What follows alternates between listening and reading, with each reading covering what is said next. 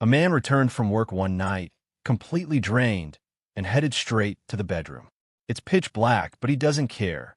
He immediately jumps under the covers and starts making love to his wife like crazy. When they're done, he casually walks to the kitchen to grab some cold water, only to find his wife standing right there, looking for something in the fridge. He blinks, utterly confused, and asks, "How the f did you get to the kitchen so quickly?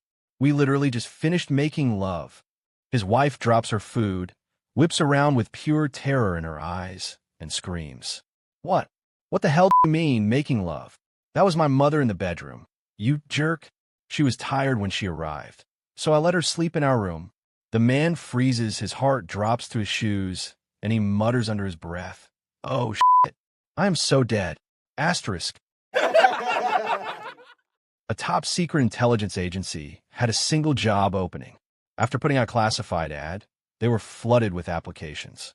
Following months of intense background checks, the agency shortlisted only 3 candidates, 2 men and 1 woman. They underwent grueling psychological tests and were repeatedly drilled on one golden rule. You must completely detach yourself from all human emotion. You must obey orders blindly, like a cold, heartless robot. No questions asked. For the final test, the candidates were asked to bring their spouses, who were immediately escorted to separate, soundproof rooms. The examiner handed a .32 caliber pistol to the first male candidate and pointed at a door. "Go in there and shoot your wife," the examiner commanded. The man gasped, furious. "What kind of sick joke is this? I can't shoot my wife." The examiner replied in a cold, robotic tone, "There is no room for hesitation. You are disqualified. Leave." The second male candidate was given the same pistol and ordered to do the same. He took the gun and walked into the room. For 5 minutes, there was absolute silence. Then, the door opened, and the man walked out with his eyes full of tears, holding his wife's hand. "I tried to steal my heart," he sobbed, "but I just couldn't pull the trigger on my own wife." He handed back the pistol and walked away. Finally, it was the female candidate's turn. She grabbed the pistol and marched into the room. The moment the door slammed shut, bang, bang, bang, gunfire erupted.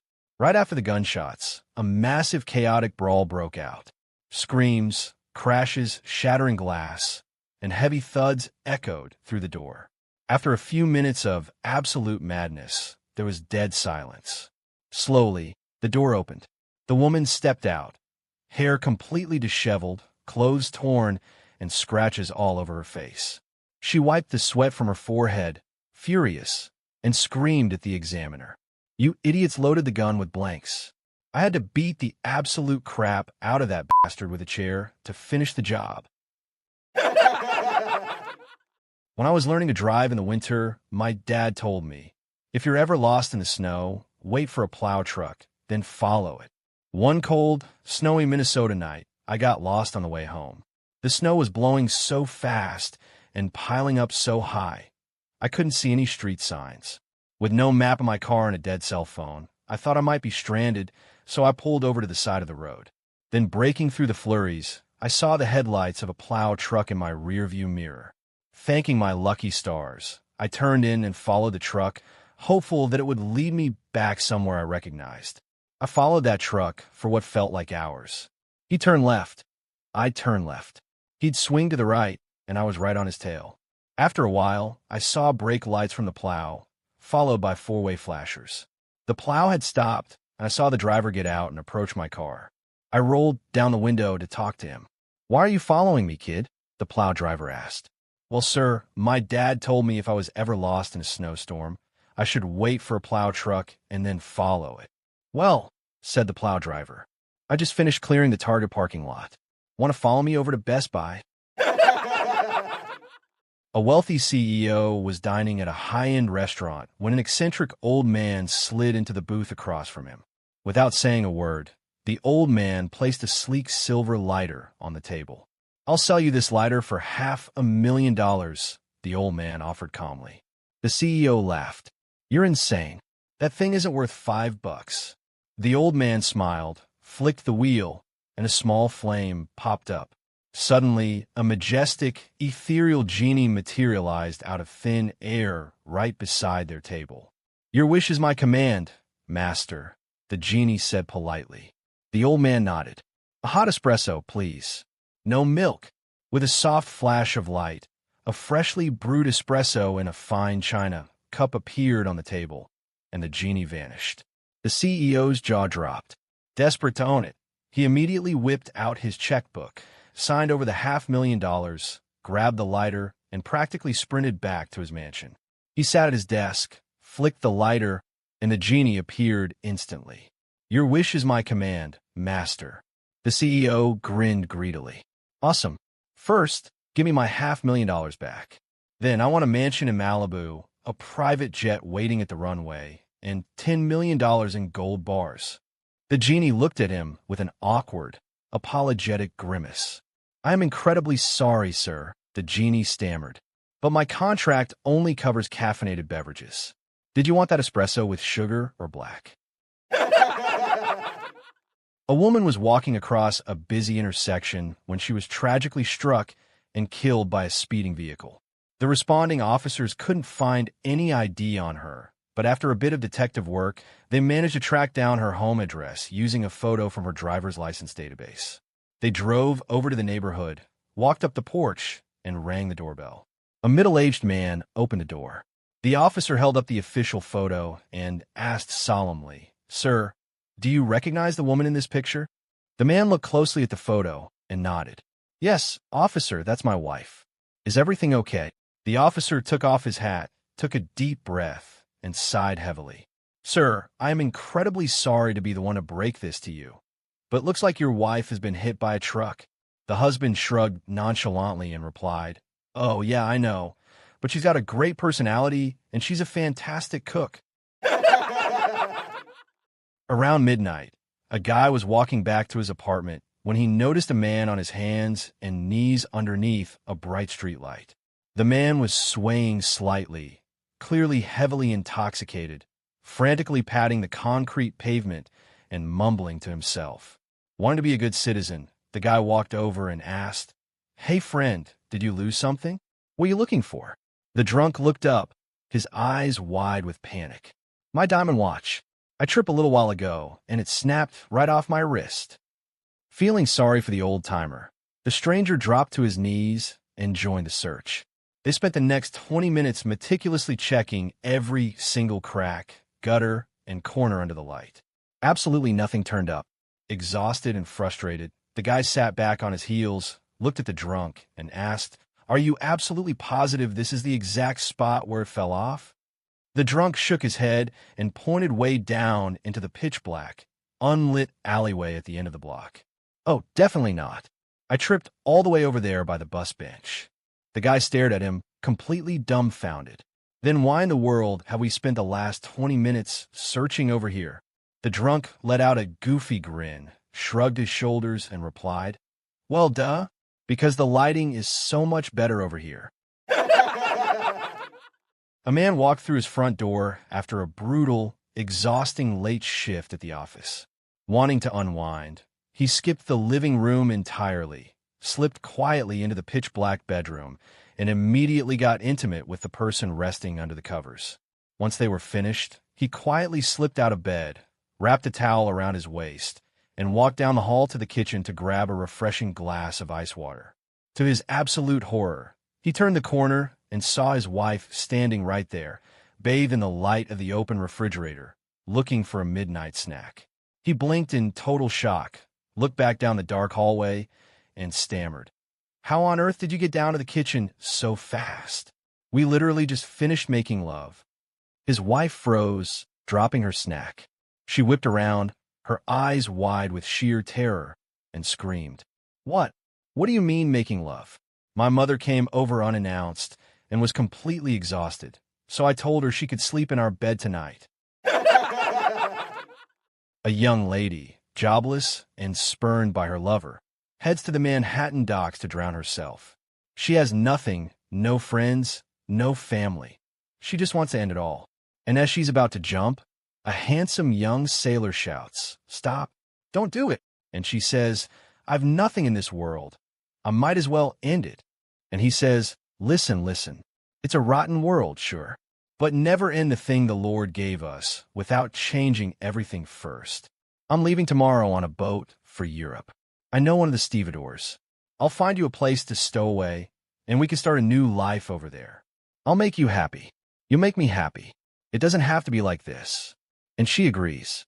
That night, they meet in darkness, and he smuggles her aboard one of the lifeboats below deck. He brings her a blanket and some food.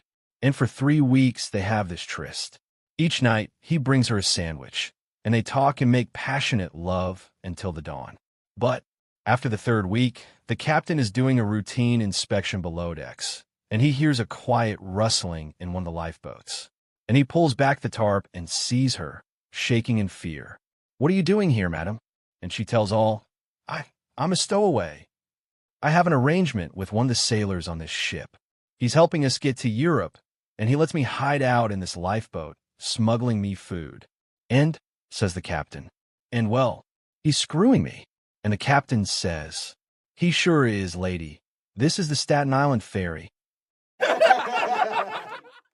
During lunch recess, the schoolteacher was doing her usual rounds when she caught little Johnny standing by the swings, pulling some of the most hideous, distorted faces at another student. Hoping to teach him a lesson in manners, the teacher walked over, put her hands on her hips, and adopted a stern voice.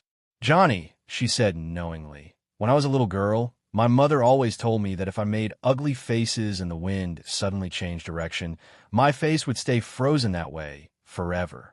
Little Johnny paused, looked up at the wrinkles and stern expression on his teacher's face, and nodded sympathetically.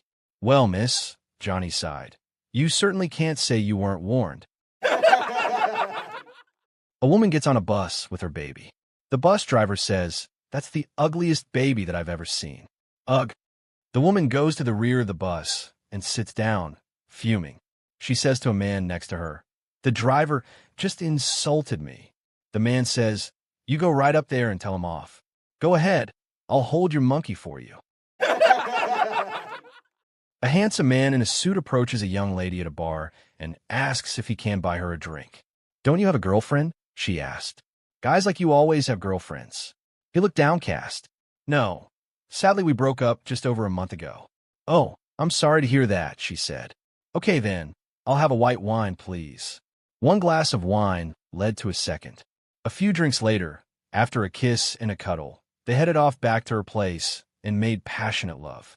While he was putting his clothes back on, she said, so, you're good-looking, a nice guy, and amazing in bed.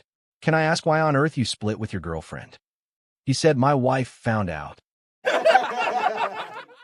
A blonde woman rushed into a doctor's office looking absolutely miserable. Both of her ears were bright red and heavily bandaged. The doctor looked up in surprise. Good heavens, he said. What happened to you?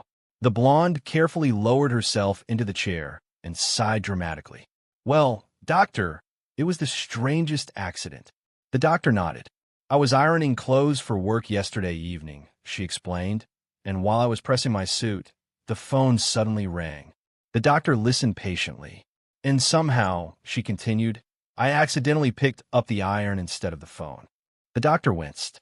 Oh dear. Well, that certainly explains one burned ear. But what about the other ear? The blonde rolled her eyes angrily and snapped. The bastard called again. A blonde bought 2 beautiful horses but faced a frustrating problem. She simply could not tell them apart. Desperate for a solution, she walked next door to ask a veteran farmer for advice. The farmer scratched his chin and said, well, why don't you try cutting the tail off one of them? That should do the trick. The blonde thought it was a great idea and chopped off the first horse's tail. It worked perfectly until a week later when the second horse got its tail caught in a thick pricker bush and it ripped completely off. Once again, she was stuck with 2 identical horses. She went back to the farmer, frustrated. Now what do I do? The farmer shrugged. Try cropping the ear of one horse. She went home and neatly trimmed one of the horse's ears. But as luck would have it, a few days later, the other horse got its ear caught in a sharp barbed wire fence, tearing it right off. Back to square one. Furious and completely confused, she marched back to the neighbor. "Sir, it happened again. I still can't tell them apart." The exhausted farmer sighed, rolled his eyes, and said, "Look, just go get a tape measure and check their heights. Maybe that will help." An hour later, the blonde ran back to the farmer's house, her face completely lit up with a brilliant smile. "It worked! It worked!" she cheered. "I measured them both, and it turns out the white horse is 2 inches taller than the black horse." A blonde was walking down the high street when a bright sign in a travel agency window caught her eye. "Once in a lifetime cruise special. Only $99. Thrilled by the bargain, she marched inside, slammed a $100 bill onto the counter, and declared, "I'd like the $99 cruise special, please." Without saying a single word, the travel agent grabbed her by the arm, dragged her into the dark back room, and tightly bound her to a massive tractor inner tube. He then dragged her out the back door, hauled her down a steep hill to the edge of a roaring river, and gave her a massive push, sending her spinning into the water. A few minutes later, a second blonde walked past the same window, saw the exact same sign, and rushed inside. She, too, threw down her money and was promptly tied to an inner tube and tossed straight into the river. The rushing current carried the second blonde swiftly downstream until she eventually caught up with the first one, who was bobbing helplessly in the water. The two of them floated side by side in silence for a while, watching the shoreline pass by. Finally, the first blonde turned her head and asked, "Excuse me, do you know if they serve any food or refreshments on this cruise?" The second blonde sighed and replied, "They didn't last year." A laboratory rabbit finally managed to break free from the cages where he had been born, raised, and experimented on his entire life. As he scurried past the final security fence of the compound, he felt real grass beneath his paws and saw the morning sun breaking over the horizon for the very first time. "Wow, this is incredible," he thought, his little heart racing with excitement. It wasn't long before he came across a thick hedge. Squeezing his way through, he stumbled upon a breathtaking sight. Dozens of other rabbits, completely free, happily nibbling on the lush green pasture. "Hey there," he called out nervously. "I just escaped from the research lab down the road. Are you guys wild rabbits?" "We sure are. Come on over and join us," they cheered welcomingly. The lab rabbit hopped over, still a bit cautious. "So what exactly do you wild rabbits do out here all day?" One of the wild rabbits pointed toward a nearby plot of land. "You see that field over there? It's packed with fresh carrots. We just dig them up and eat them whenever we want." The lab rabbit couldn't resist. He spent the next hour gorging himself on the most succulent, sweet carrots he had ever tasted. They were 1,000,000 times better than lab pellets. Completely satisfied, he hopped back to the group and asked, "What else do you guys do for fun?" Another wild rabbit grinned. "You see that field on the left? It's full of crisp, organic lettuce. We eat that too."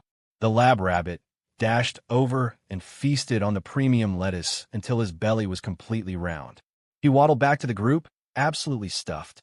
"It is absolutely fantastic out here in the real world," he told them, beaming with joy. "So, are you going to stay and live with us permanently?" One of the wild rabbits asked, smiling. The lab rabbit paused, looked back in the direction of the sterile concrete buildings, and sighed. "I'm really sorry, guys. I had an absolutely wonderful time, but I have to go back." The wild rabbits all stared at him, completely baffled. "Go back? Why on earth would you do that? We thought you loved it here." "Oh, I do," the lab rabbit replied, shivering a little. "But I really must get back to the laboratory. I am absolutely dying for a cigarette." A husband and wife are waiting at the bus stop with their 9 children. A blind man joins them after a few minutes. When the bus arrives, they find it overloaded, and only the wife and the 9 kids are able to fit onto the bus. So the husband and the blind man decide to walk. After a while, the husband gets irritated by the ticking of the stick of the blind man as he taps on the sidewalk and says to him, "Why don't you put a piece of rubber at the end of your stick? That ticking sound is driving me crazy." The blind man replies, "If you put a rubber at the end of your stick, we'd be riding the bus, so shut the hell up." This elderly lady went to the doctor for a checkup. Everything checked out fine. The old lady pulled the doctor to the side and said, "Doctor, I haven't had sex for years now, and I was wondering how I can increase my husband's sex drive." The doctor smiled and said, "Have you tried to give him Viagra?" The lady frowned. "Doctor, I can't even get him to take aspirin when he has a headache," she claimed. "Well," the doctor continued, "let me suggest something. Crush the Viagra into a powder. When you're giving him coffee, stir it into the coffee and serve it. He won't notice a thing." The old lady was delighted. She left the doctor's office quickly. Weeks later, the old lady returned. She was frowning, and the doctor asked her what was wrong. She shook her head. "How did it go?" the doctor asked. "Terrible, doctor, terrible." "Did it not work?" "Yes," the old lady said, "it worked. I did as you said, and he got up and ripped his clothes off right then and there, and we made love on the table. It was the best S*X that I'd had in 25 years. "Then what is the problem, ma'am?" "Well," she said, "I can't ever show my face in McDonald's again." This morning around 7:45, I was standing in a long line outside a grocery store that opens at 8 o'clock exclusively for senior citizens. Everyone was quietly waiting when suddenly a young guy came jogging across the parking lot and tried to cut right to the front of the line. Big mistake. Before he even made it halfway there, one tiny old lady smacked him with her cane and sent him stumbling back toward the parking lot. A few minutes later, he tried again. This time an elderly man stepped out of line, punched him in the stomach, kicked him to the ground, and the other seniors practically rolled him away like a bowling ball. The poor guy looked exhausted, BR**ised, and completely defeated. Then he slowly stood up, dusted himself off, and yelled, "Look, if you people don't let me unlock the D**MN door, nobody's getting in."